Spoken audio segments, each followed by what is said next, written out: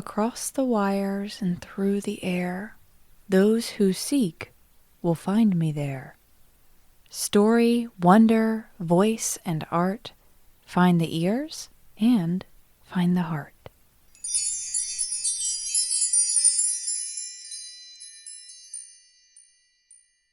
Hello, my dear listener. It's me, Wish Amaya, coming to tell you that for the next 2 weeks, Wishcrafting is going to be on a brief hiatus.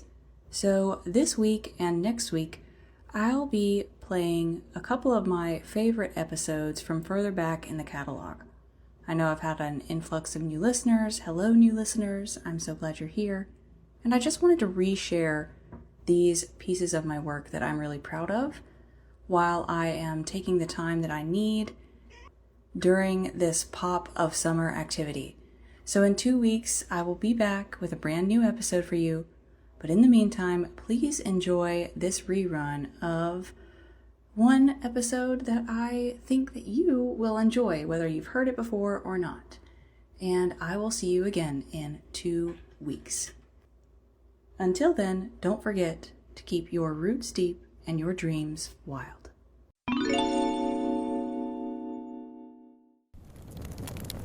Today's episode is a love letter to the absolute love of my life, to fully encapsulate for the end of time how I feel about the very nature and spirit of the best thing that ever happened to my heart, which is my son.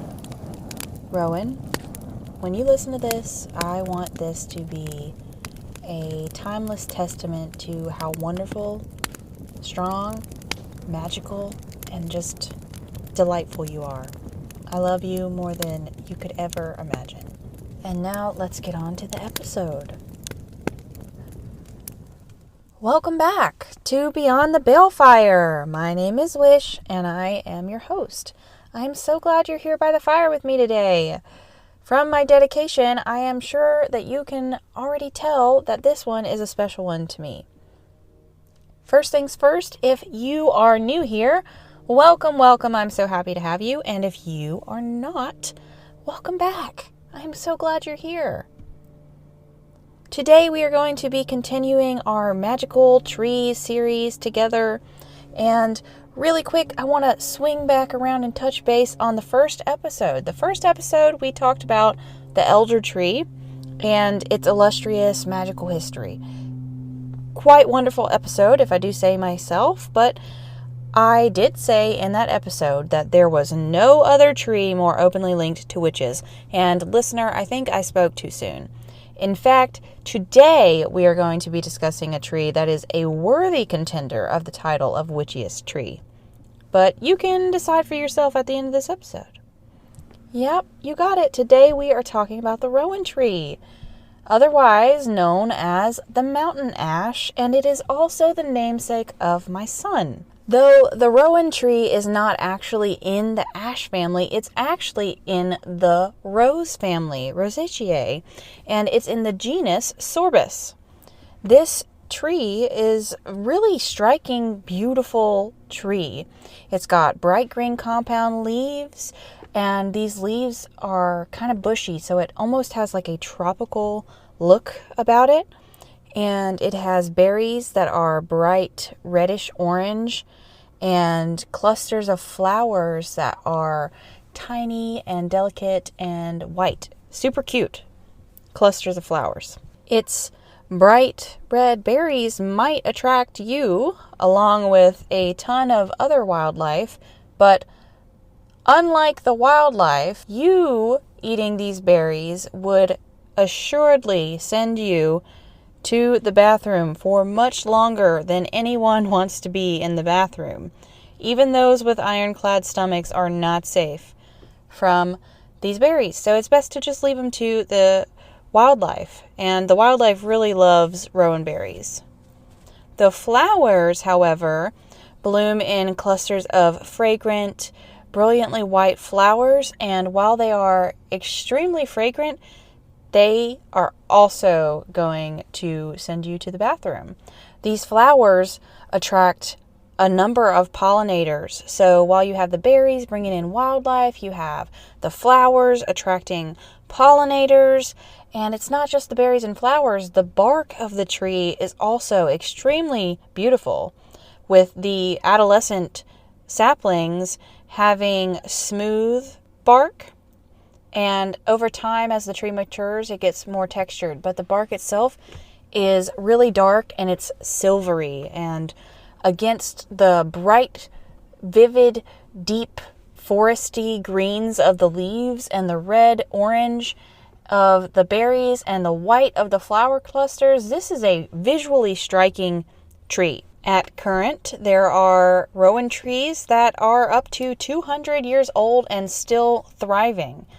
Most of these trees come in around 30 feet or so, but they can get to 60 or 70 feet. So a 60 or 70 foot tree, 200 years old, so vivid and beautiful in the forest. Am I painting a picture on how bright and energetic the Rowan tree is? I hope I am already. If you've never seen one though, I do encourage you to look up a picture of it just so you can know what they look like. I will also be posting a picture of a rowan on our Instagram with the release of this episode. So you can check that out at wishes in, like the letter N, honey on Instagram. But anyways, back to the rowan tree. Simply put, this tree is super beautiful, but its appeal is more than what meets the eye. If you were to cut into the wood of the rowan, you would see that its resin is a deep, deep red. So you would see that resin in the concentric rings of growth in the tree. And if you were to make a wound on the tree, you would see the resin as well coming out of the wound. And that has a slew of magical purposes, not the resin itself. I don't recommend going out and wounding any tree for any reason, unless you are going to be diligently taking care of that tree.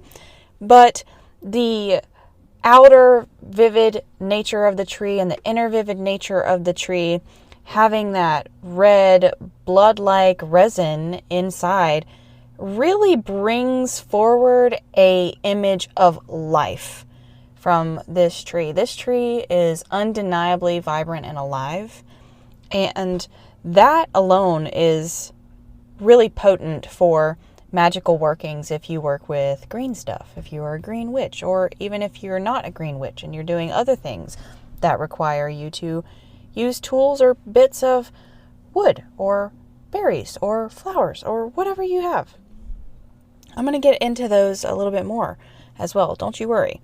But as far as the life of the tree, how intensely vibrant and alive this tree feels and looks, it could be really good for, divination, astral travel, love and passion workings, any working incorporating blood magic. Like I mentioned before, that resin is just very, very bloody, life forcey, and really beautiful.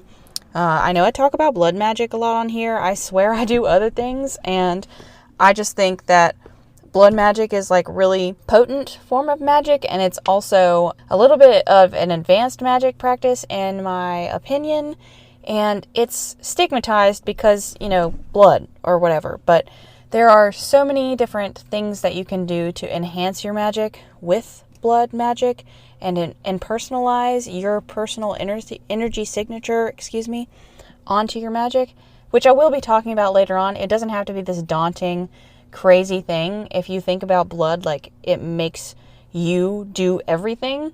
And if you were to incorporate a energy signature of yourself into your magic, that would just amplify pretty much anything you were doing. But you don't have to actually incorporate your blood into your magic, like your physical blood. You can use something, for example, like resin that looks like blood, or pomegranate seeds, like we've talked about it before, or juice, and energetically charge it to have your energy signature and essentially be a little bit of Jesus up in here and turn whatever you decide into your blood so that it becomes a sacred sacrament. And that's what I am really talking about when I talk about blood magic. I just wanted to clarify that so that y'all think I am who I am and you're not getting the wrong idea about who I am and what I do. Okay? All right. Sorry, that was a little rant. Anyways, warding and protection are also wonderful workings to do with Rowan. We'll get into that a little bit more in a moment, but it's really an excellent choice for pretty much anything because of how alive and vibrant, I know I keep saying that word, but if you look up a Rowan, you'll understand why. This tree truly is. It has a certain power about it, the Rowan, and it's undeniable. Its strength is undeniable. Its beauty is undeniable. It's just a really powerful tree.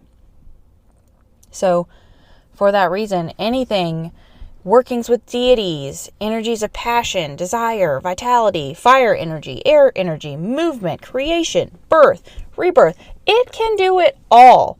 And we will get into why and how powerful this tree has been historically for a very long time. But just know it has a very rich history of magical use, not just any one specific thing. However, its magical legacy does have something specifically that sticks out for the Rowan, and it largely overshadows all of the other things. So I'm going to talk about it, but I'm also going to talk about what else you can do with the Rowan. Okay, what it is largely overshadowed by is warding and protection. For a long time now, the Rowan tree has been dutifully watching over liminal spaces of the hearth and home, of cities, streets, and they are considered to be extremely lucky to have by your doorway or by your home on your property. And a Rowan on a piece of property or by a home will protect and bring prosperity and luck to those that dwell on that piece of property or in that home. This is still a common thing in Europe, mostly Western Europe, but it's still a thing there. And it's still very much prominent there. There are lots of Rowans in Europe. Although, truthfully, the Rowan will grow just about anywhere. We'll address that in a little while. But you do need to know that this is still very much so a thing. So, go over to your local nursery and get you a little sapling. And if you have a piece of property that you own or a house that you own, maybe you could plant your own tree of protection and start building a relationship with the Rowan. I am going to be planting a Rowan very soon. And I know that not everybody has the money to go out and get a sapling, but it is very possible to grow the seeds yourself. If you are able to find a Rowan in the wild, they do grow on the East Coast and the mountainous areas of the East Coast, not so much the West Coast, but they are tenacious growers and they are determined growers. They'll grow pretty much anywhere. Their seedlings sprout really easily. They are just ready and willing to do the work. They're excited to be on Earth, like me. So let's move on a little bit and talk a little bit more about their history with homes and gardens.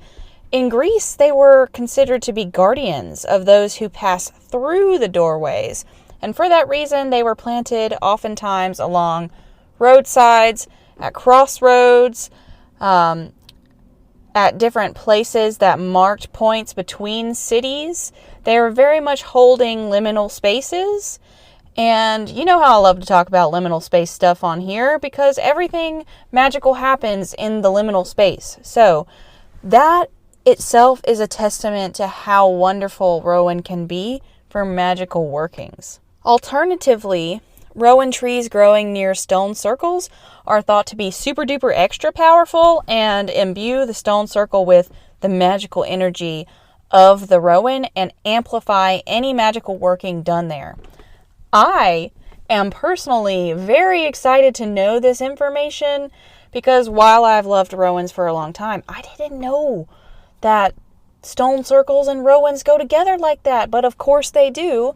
And when I finally start building these magical spaces that I want to build, for those of you that don't know, I am a permaculturist and I do landscape design. So I'm incorporating all of these things into this work that I do. And I have some ideas about crafting magical spaces. I cannot wait to start actually doing some of them and putting some Rowans in some cool spots for some cool stuff. Anyways, I digress. I really love this tree, and I love how powerful and wild its spirit is. And that powerful and wild spirit is just meant to be free. It's widely considered really bad luck to cut down a wild Rowan. In fact, cutting the tree at all is considered blasphemous and extremely disrespectful to this ancient and powerful Rowan tree, even if it's a tree that you have planted. So, if you must collect Rowan wood, you should use your best tools, your hands. And using your hands forms a bond between you and the tree. You're only supposed to use your strength, no saw, nothing like that, no trimmers or clippers, anything like that. And really show the Rowan that you want to work with it by way of using your hands. Or, alternatively, you could collect the wood that is freely given by the tree by way of fallen branches and twigs and such. It is best to just avoid using the Rowan for everyday things anyways. Just like the elder tree, it finds its usefulness much more in the esoteric realms rather than, the mundane. You're not going to want to build a bed frame out of Rowan wood. Also, like I said, the Rowan is pretty full of this red sap that is very deep red colored, and it's just not going to make for a uniform furniture and whatnot, what have you. It's very beautiful, but not necessarily what we envision when we envision furniture and whatnot made out of wood. Instead, the wood of the Rowan could be used with reverence and honor to create sacred tools of a magical or creative nature. Why, you ask? Oh, I'm so glad you asked. I would love to tell you.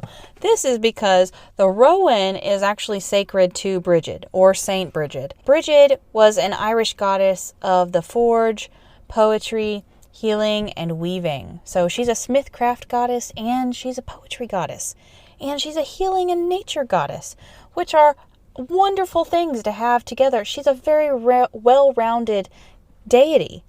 And the more that I learn about Brigid, the more I just love her. Her stories are absolutely delightful and whimsical as hell.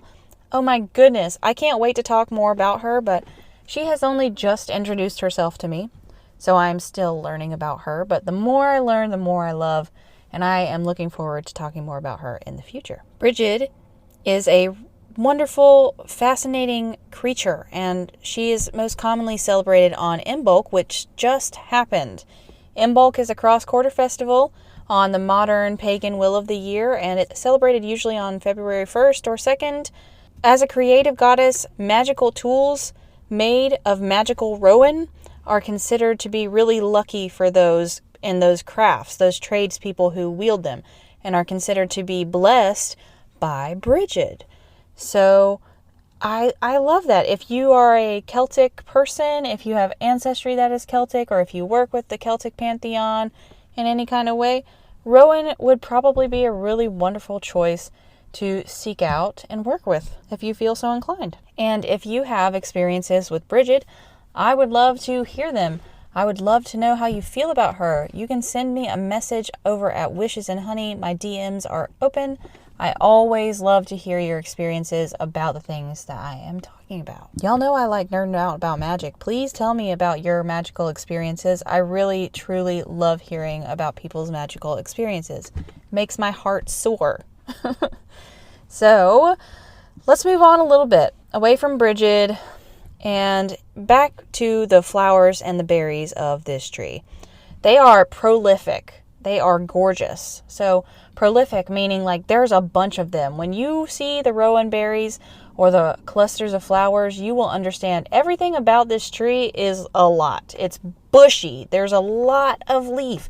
There's a lot of berry. There's a lot of flower. So if you were to plant this tree, it would be a really wonderful way to give back to the local wildlife who really enjoy and need those berries for the nourishment, the flowers for the pollination, and it's also good luck for wherever you are. If it's at your home, it's good luck for that. If you go and sit with a rowan that is in a field or whatnot, and you connect to the tree, you connect to the land, and you ask the rowan to give you a blessing, the rowan will. And you will see later on that the rowan is just ready and willing to help. It is a helpful as heck tree. It is a protective tree. It is very parental vibes. I don't want to say mothering because I don't want to put a gender on the rowan, but it is very parental, very motherly and warm and encompassing with its energy, and it just feels very approachable. So if you are so inclined and you ever come across a rowan, I encourage you to just spend 5 minutes connecting with it and ask the rowan for its blessing, because I can promise you, you will get it. But if you do manage to get the berries before the squirrels and the birds, because they really love them, and you were to pluck a berry off of its cluster and have a closer look, you would see something very interesting in the place that the berry met the branch. You see, the rowan is not just called the rowan or the mountain ash. It also holds the title of the witch's tree. Yeah, wonderful.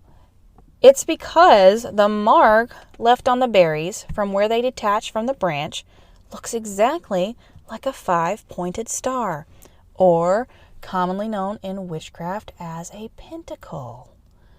Oh, well, maybe known as a pentacle everywhere, but we use pentacles in so many different areas of witchcraft, right? And this is actually where the symbol was originally thought to be seen and transcribed from. How cool is that? The pentacle has a long time association with the occult. And this is why it's called the witch's tree, but it's also called witchwood. Witchwood. Is that not the coolest name for a tree ever? So if you were to plant one of these trees, you would not only have prolific berries and flowers for the wildlife, but you would also have the gorgeous foliage of the green leaves, the bushy green leaves, the silvery bark, and you could tell people it's the witchwood. It's your witchwood. If you have a grove of them, you could say that you're going out to the witchwood. How wonderful is that? I hereby do declare that it is my goal to eventually have a witchwood, plural, of my own. Are you impressed by the rowan yet? Because I am. I love this tree, but there is more to its incredible nature and spirit than what we have talked about so far. Like the elder, the rowan is a very popular choice as the watcher over graveyards. Y'all know I like talking about the spooky stuff. So, just like the elder, it holds a very considerable power of liminal spaces. I might have mentioned that before. As well as like witchwood and mountain ash, it has more titles, including the traveler's tree, because it is considered to be very helpful to journeyers who become lost, whether it's a lost soul making its way to the underworld, or a traveler who is lost on their path and passes a rowan going from here to there. Pretty freaking cool. This tree has been a gatekeeper between realms for a very, very long time. And it holds the keys to many realms, not just the realm of the dead when it's helping lost souls get to the underworld, or the realm of the earthly plane helping a traveler find their way. No. It also holds the key to fairy. Yeah, you heard me right. The rowan has long been considered to open the door to the fae realm. It's said that a fairy ring around a rowan tree will open the door to the realm of the fae. But some sources specify that in order to do this, you need the light of the full moon to fall inside of the fairy ring in order to open the door to fairy. Others say you don't, and that any ring around a mushroom or any ring around a rowan tree is going to open the door to the realm of the fae. If you ever decide to test these theories and figure out precisely what it is, let me know how that goes. And if you are in fairy, send a raven to deliver your message, and I will be sure to update the record. Also, in the realm of fairies, the Rowan is said to be commonly inhabited by benevolent fairies. So, sewing a twig of Rowan into your children's clothing will ensure that the bad fairies don't snatch your child away if they wander too far away from you. Many different European mythologies hold stories about the Rowan, and I want to talk about some of my favorites with you right now. First, we're going to start with Norse mythology, because this is quite the story. Norse mythology says that the Rowan saved the thunder god Thor when he was on a mission and the giantess tried to stop his mission. How, you say? Well, she stopped or tried to stop his mission by squatting and pissing out a river to wash him to the underworld. She tried to kill him by squatting and peeing out a river to wash him to the land of the dead. That is wild. Very creative, but wild. I mean, she's using what she got, right? Like, I feel like she probably could have just walked over and picked him up, maybe. But, you do what you gotta do, I guess. Anyways, the Rowan Tree apparently bowed down and saved him from the giantess's deluge and became his savior. And Thor was forever in debt of the Rowan Tree. And that is why, for this reason, those who carry rowan twigs will be protected from thunderstorms, which are Thor's domain, no matter if you are on the land or on sea, which could be very helpful if you are a sailor or someone who does things with the ocean. Rivers are also liminal spaces, so the Rowan overcame these with ease to save Thor, which adds to the liminal nature of the Rowan Tree and its magical capabilities. Moving on to Greece, Greek myth says that Zeus's sacred drinking chalice was stolen from Mount Olympus, so he sent great eagles to find and retrieve it, and upon doing so, the eagles were engaged in a battle. They were minorly wounded, but they won, and as they flew back to Mount Olympus with the chalice, drops of blood from their wounds fell down to earth, and from those drops of blood came the Rowan Tree. Therefore, the red berries are considered to be symbolic of the eagle sacrifice of blood, furthering the tying of the Rowan to blood magic. This time by the way of the berries, not the resin. And again, I just want to say that I know I talk about a lot of spooky stuff and blood magic sounds spooky and dark, but eventually I'm going to do a whole in-depth thing on, how I do it, what I think about it eventually. I promise, I swear. Just trust me, I like spooky stuff, but it's not all spooky stuff on here, okay? Anyway, eagles symbolize different things to different people and places, but some of the strongest imagery and symbolism is that of freedom, right? Hello, United States. American flags and eagles. Freedom, patriotism, it's everywhere here. But it also has symbolism of holding a higher perspective, seeing the bigger picture, or having vision, having courage and strength. Eagles are also regal and symbolize leadership and hope. Not just in the United States, the eagle has also been used in empires of Egypt, Rome, Mexico, and even Babylon. They have an undeniable grace about them, and they are an understandable motif for any empire that's looking to forge a legacy worth remembering. Somebody please remind the U.S. that you want to have a legacy worth remembering. Anyways, if you're called to learn more about the eagle, its animal medicine is wonderful and strong and powerful and graceful. And I just encourage you to do a little bit more of your own research and see what stories of the eagle call to you and follow that heart path to find the medicine that you need from the eagle, because there are lots of stories from different cultures about eagles and they're all really interesting and wonderful.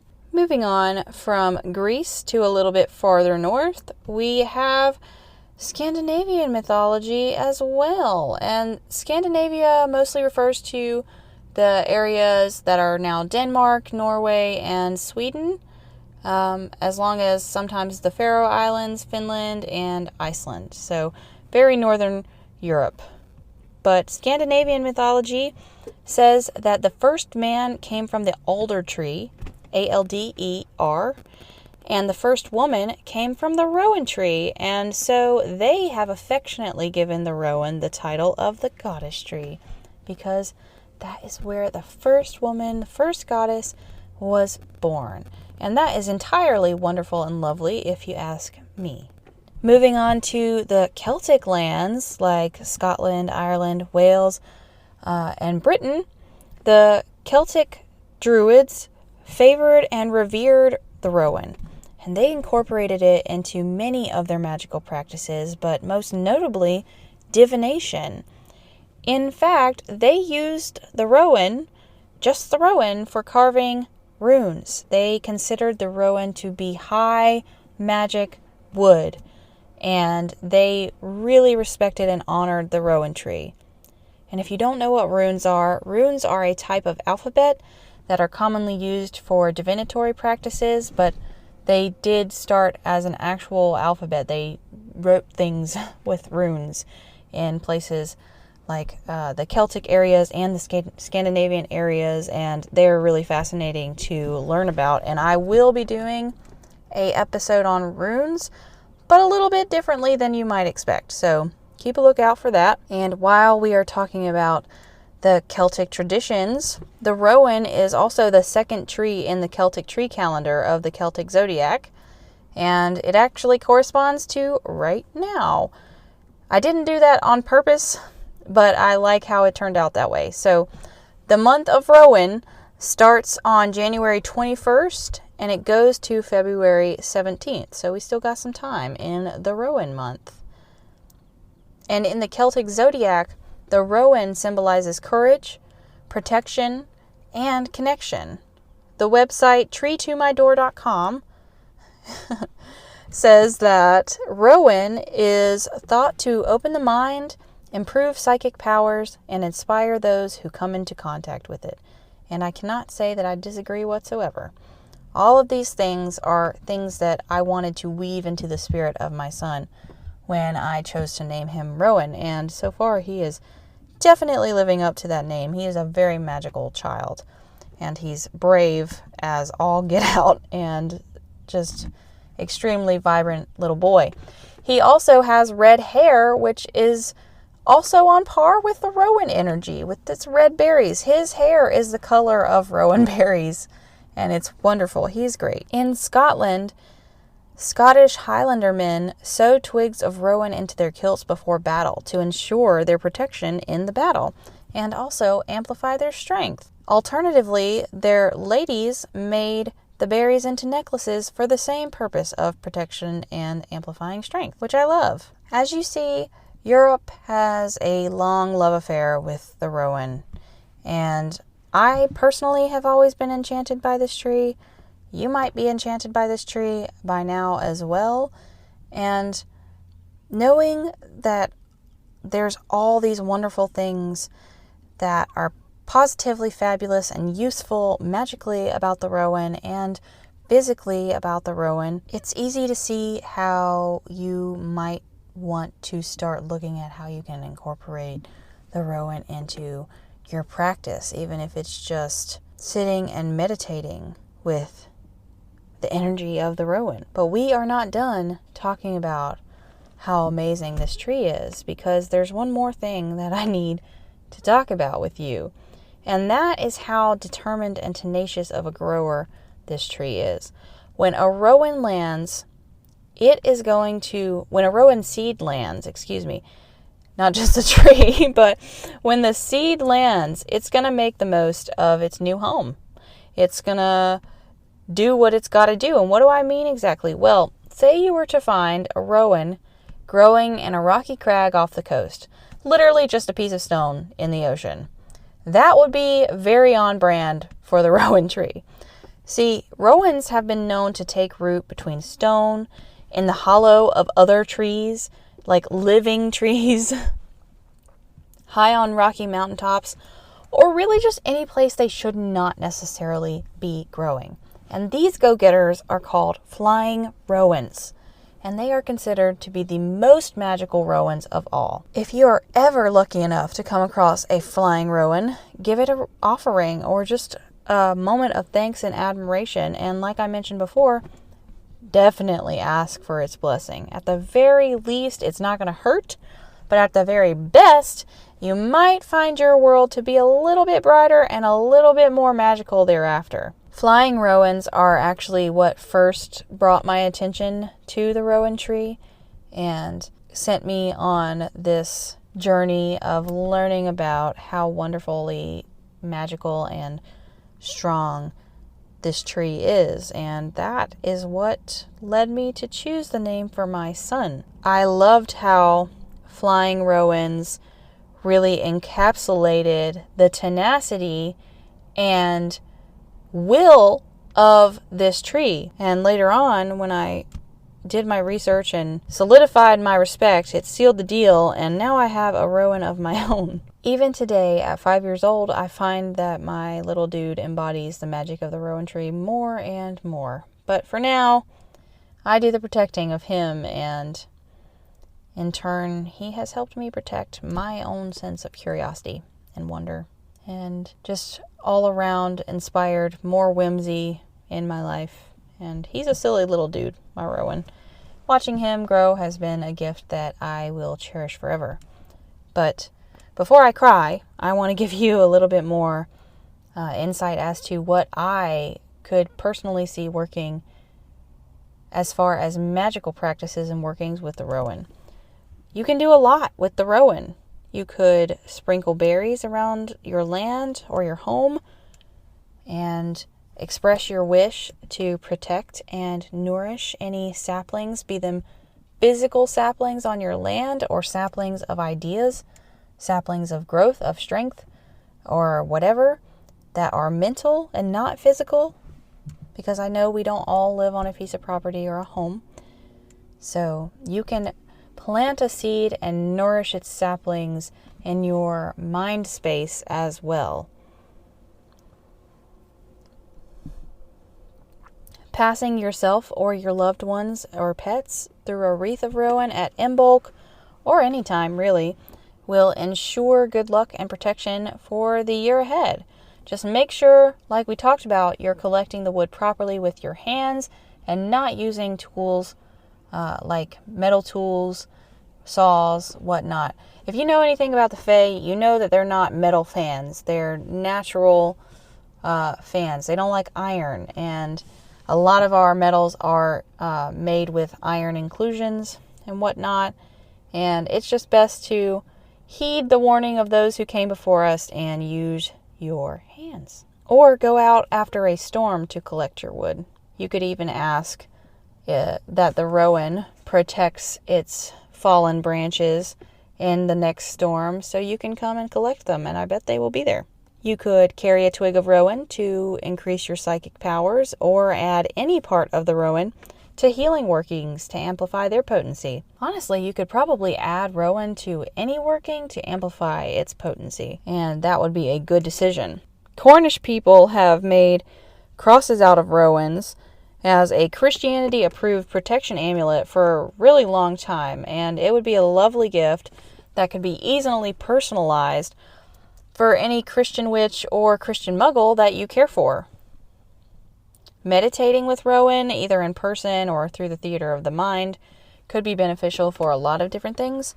But overall, today we learned that the rowan is compassionate, empowering, full of movement and fiery, actionable energy. So journeying through meditation, journaling, or any other kind of witchy trance work with the rowan could be useful for a myriad of reasons connected to that energy. It's also just really beautiful and very loving and healing, so I highly encourage you again to seek them out for their wild beauty and just to embrace that vibe of the Rowan. Also, spending time with trees is always a good idea. If you don't have the option to go into the woods, or you simply don't know where to find a Rowan, you can make a sigil for any of Rowan's correspondences by taking the name Rowan, R-O-W-A-N, and turning it into a sigil in whichever way feels best to you. There are tons of ways to make sigils. So if you're not into crafting sigils with letters, you could craft a sigil inspired by the Rowan and just make it your own. You could print out a photo of the Rowan and put a sigil on the back for whatever corresponding intention you have, and put that in whatever space you so decide. You could print out a picture of the Rowan and meditate and gaze upon the picture to go into a trance that way and see what lessons it brings you. If I was going to do this, I would print out the photo, sit down and maybe set an intention, or maybe set the intention as asking the Rowan to come forth and give you a lesson or guidance or healing energy that is for your highest good or your greatest need right now. It could be ambiguous like that. And I would write it on the back of the page and sit and gaze in a comfortable, quiet place onto the photo of the Rowan and just see what happens. It might take you a little while, but you will feel when you do become connected to the energy of the Rowan, because you don't have to be physically with something to connect to its energy. You'll know. And, you could do this however many times you need to do it before you feel like you have accomplished your intention. And once you feel that way, you can make a new intention.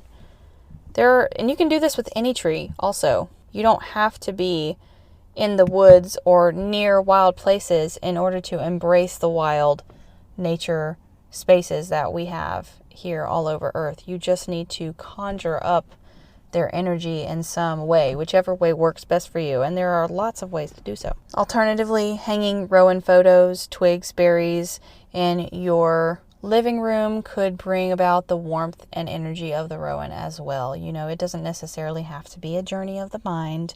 You can just invite its protective energy into your home. If you don't have the ability to plant a Rowan tree by your doorway, hanging a photo of the Rowan and blessing it and asking the Rowan spirit to come and embody that space, that photo in your home will do just fine. If you wanted to honor the Rowan tree, you could write a poem inspired by the Rowan tree and see how that develops your relationship with this tree. You can do this for any plant, any tree. I find that nature spirits really like it when you give them creative pieces of your heart. Poetry is a wonderful way to do so, and I do this quite often, and it's really a wonderful way to deepen a relationship. This is certainly not everything, but I think we have made a solid start introducing you to the Rowan, and I hope you enjoyed today's episode. I hope that the warm energy of Imbolc last week is radiating through your being and your home, and I hope that the rest of your week is full of joy and prosperity and warmth. Thank you so much for listening, and I will see you next time.